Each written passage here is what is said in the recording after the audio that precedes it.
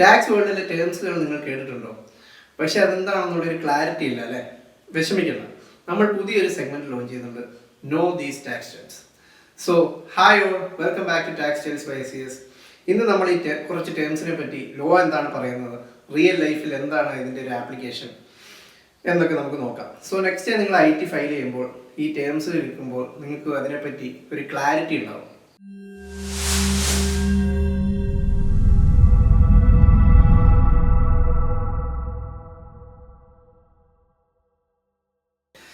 Pan and tan രണ്ട് similar terms ആണ്, പക്ഷേ എൻറ്റയർലി ഡിഫറെൻറ്റ് പർപ്പസ് ആണ്. ആദ്യമേ നമുക്ക് പാൻ എന്താണെന്ന് നോക്കാം. Permanent account number. ഇതൊരു 10 digit alpha numeric unique idea ആണ്. ഇത് നിങ്ങൾക്ക് പ്രൊവൈഡ് ചെയ്യുന്നത് ഇൻകം ടാക്സ് ഡിപ്പാർട്ട്മെന്റ് ആണ്.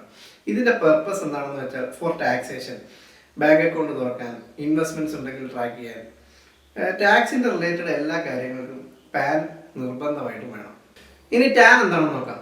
ടാൻ എന്നത് tax deduction and collection account number എന്നാണ്. ഇതും ഒരു 10 digit alpha numeric unique idea ആണ്. ഇത് ആക്ച്വലി ടാക്സ് ഡിഡക്റ്റ് ചെയ്യുന്നവർക്കും കളക്ട് ചെയ്യുന്നവർക്കും വേണ്ടി പ്രൊവൈഡ് ചെയ്യുന്ന ഒരു യൂണീക്ക് നമ്പറാണ്. ഇത് ഫോർ എക്സാമ്പിൾ നിങ്ങൾക്കൊരു സാലറിയിൽ നിന്നും TDS ഡിഡക്റ്റ് ചെയ്യുന്നുണ്ടെങ്കിൽ നിങ്ങളുടെ എംപ്ലോയർക്ക് തീർച്ചയായിട്ടും ഒരു ടാൻ വേണം. സോ സിമ്പിളായി പറഞ്ഞാൽ ഇൻകം ഉണ്ടെങ്കിൽ പാനും വേണം, ടാക്സ് ഡിഡക്റ്റ് ചെയ്യുന്നുണ്ടെങ്കിൽ ടാനും വേണം. പാൻ നിങ്ങളുടെ ടാക്സ് ഐഡിയും ടാൻ നിങ്ങളുടെ ടാക്സ് ഡിഡക്ഷൻ ഐഡി വേണം. രണ്ട് സിമിലർ ആണ്, പക്ഷേ എക്സ്ട്രീംലി ഡിഫറെൻറ്റ് പർപ്പസ് ആണ്. So know these tax terms, it will save you money, time and confusion. നിങ്ങളുടെ സാലറിയിലോ മറ്റെന്തെങ്കിലും പേയ്മെൻറ്റ് നിങ്ങൾക്ക് കിട്ടുമ്പോഴോ കുറച്ച് പേയ്മെൻറ്റ് ഡിഡക്റ്റ് ആയിട്ടാണ് നിങ്ങളുടെ അക്കൗണ്ടിലേക്ക് വരുന്നത് കണ്ടിട്ടുണ്ടോ? അത് തന്നെയാണ് TDS, tax deducted at source എന്നതാണ് TDS. ഗവൺമെൻറ് നിങ്ങളിൽ നിന്നും അഡ്വാൻസ് ആയിട്ട് ടാക്സ് കളക്ട് ചെയ്യുന്ന ഒരു രീതിയാണത്.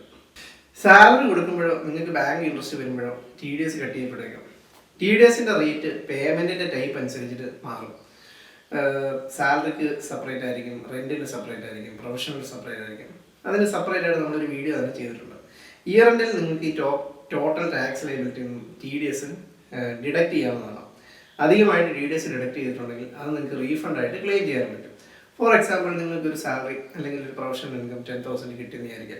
അതിൻ്റെ ഒരു 10% ഡിഡക്റ്റ് ചെയ്തിട്ടായിരിക്കും നിങ്ങളുടെ അക്കൗണ്ടിലേക്ക് വരുന്നത്. ഈ വരുന്ന എമൗണ്ട് എന്ന് പറയുന്നത് 9,000, TDS എന്ന് പറയുന്ന എമൗണ്ട് 1,000 ആയിരിക്കും.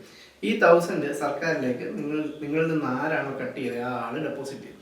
ഇയർ എൻഡിൽ നിങ്ങൾ IT റിട്ടേൺ ഫയൽ ചെയ്യുമ്പോൾ നിങ്ങൾക്ക് മറ്റ് ടാക്സ് ലയബിലിറ്റി ഒന്നും ഇല്ലെങ്കിൽ ഈ ഡിഡക്ട് ചെയ്തിരിക്കുന്ന TDS എമൗണ്ട് നിങ്ങൾക്ക് റീഫണ്ട് ആയിട്ട് ലഭിക്കുന്നതാണ്. അതേപോലെ ഈ ഡിഡക്ട് ചെയ്തിരിക്കുന്ന TDS എമൗണ്ട് അതത് അസസ്മെന്റ് ഇയറിൽ നിങ്ങൾ ഫയൽ ചെയ്തിട്ടില്ലെങ്കിൽ നിങ്ങൾക്ക് ഈ റീഫണ്ട് ലഭിക്കുന്നതുമല്ല. അത് വളരെ ഇമ്പോർട്ടൻ്റ് ആയിട്ട് നിങ്ങൾ നോട്ട് ചെയ്യേണ്ട ഒരു കാര്യമാണ്. So TDS is paying part of your tax in advance. So know this tax, it's your money, know where it goes. Self assessment tax, അതായത് നിങ്ങളുടെ ഒരു വർഷത്തെ ടോട്ടൽ ഇൻകത്തിൽ നിന്നും ടാക്സ് ലയബിലിറ്റി കാൽക്കുലേറ്റ് ചെയ്തിട്ട് അതിനകം കൊടുത്ത TDSഉം അഡ്വാൻസ് ടാക്സും ഡിഡക്റ്റ് ചെയ്തതിന് ശേഷം നിങ്ങൾക്ക് എന്തെങ്കിലും എമൗണ്ട് അടയ്ക്കാൻ കാണിക്കുന്നുണ്ടെങ്കിൽ ആ എമൗണ്ടാണ് സെൽഫ് അസസ്മെന്റ് ടാക്സ് എന്ന് പറയുന്നത്. റിട്ടേൺ ഫയൽ ചെയ്യുന്നതിന് മുമ്പ് നിങ്ങൾ ഈ പേയ്മെന്റ് ചെയ്തിരിക്കണം. ഇൻ കേസ് നിങ്ങൾ ഈ പേയ്മെന്റ് ചെയ്യാതെയാണ് റിട്ടേൺ ഫയൽ ചെയ്യുന്നുണ്ടെങ്കിൽ നിങ്ങൾക്ക് ഡിഫക്റ്റീവ് റിട്ടേൺ ആയിട്ട് വരും. ഈ സെൽഫ് അസസ്മെന്റ് ടാക്സ് എന്ന് പറയുന്നത് നമ്മൾ അഡ്വാൻസ് പേയ്മെന്റ് അഡ്ജസ്റ്റ് ചെയ്തിട്ട് ഒരു ഫൈനൽ ബില്ല് സെറ്റിൽ ചെയ്യുന്ന പോലെയാണ്. അതായത് ഉദാഹരണത്തിന് നമുക്കൊരു 50,000 രൂപ ടാക്സ് ലയബിലിറ്റി വന്നെന്ന് വിചാരിക്കും. നമുക്ക് TDSഉം അഡ്വാൻസ് ടാക്സും എല്ലാം ചേർത്ത് നമ്മൾ 40,000 ഓൾറെഡി പേ ചെയ്തിട്ടുണ്ട്. അപ്പോൾ ബാലൻസ് ഉള്ള ഈ 10,000-നെയാണ് സെൽഫ് അസസ്മെന്റ് ടാക്സ് എന്ന് പറയുന്നത്. ഇത് ചെല്ലാൻ 280 വഴി നിങ്ങൾക്ക് ഓൺലൈനായിട്ടോ ബാങ്ക് വഴിയോ നിങ്ങൾക്ക് ഈ പേയ്മെന്റ് നടത്താവുന്നതാണ്. ITR ഫയൽ ചെയ്യുന്നതിന് മുമ്പ് 26 ASഉം AASഉം ചെക്ക് ചെയ്യണമെന്ന് കേട്ടിട്ടുണ്ടോ? ഇഗ്നോർ ചെയ്താൽ നിങ്ങൾക്ക് ടാക്സ് നോട്ടീസ് വരെ വരും. ഇപ്പോൾ ഫോം 26 AS എന്താണെന്ന് നോക്കാം. ഫോം 26 AS എന്ന് പറയുന്നത് ഒരു കൺസോളിഡേറ്റഡ് സ്റ്റേറ്റ്മെന്റ് ആണ്.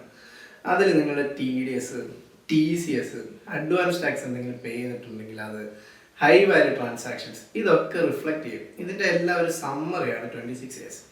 അതേപോലെ AIS, ആനുവൽ ഇൻഫർമേഷൻ സ്റ്റേറ്റ്മെന്റ് എന്ന് പറയുന്നത് കുറച്ചുകൂടെ ഡീറ്റെയിൽ ആയിട്ടുള്ള ഒരു സ്റ്റേറ്റ്മെന്റ് ആണ്. അതിൽ നമ്മളുടെ എന്താ പറയുക, നമ്മുടെ ബാങ്ക് ഇൻട്രസ്റ്റ്, നമ്മുടെ security transactions, credit card spends, foreign remittance, അങ്ങനെ കുറേ കൂടെ കാര്യങ്ങൾ അതിൻ്റെ അകത്ത് ഇൻക്ലൂഡ് ചെയ്യും. ഇപ്പോൾ ഫോംസ് 26 AS എന്ന് പറയുന്ന ഒരു സമ്മറിയും AS എന്ന് പറയുന്നത് അതിൻ്റെ ഒരു ഡീറ്റെയിൽഡ് വേർഷനാണ്. അപ്പോൾ നിങ്ങൾ ഇൻകം ടാക്സ് റിട്ടേൺ ഫയൽ ചെയ്യുന്ന സമയത്ത് തീർച്ചയായിട്ടും നിങ്ങൾ 26A's ഈ ഫോം 26A's AA's തീർച്ചയായിട്ടും ചെക്ക് ചെയ്തിരിക്കണം.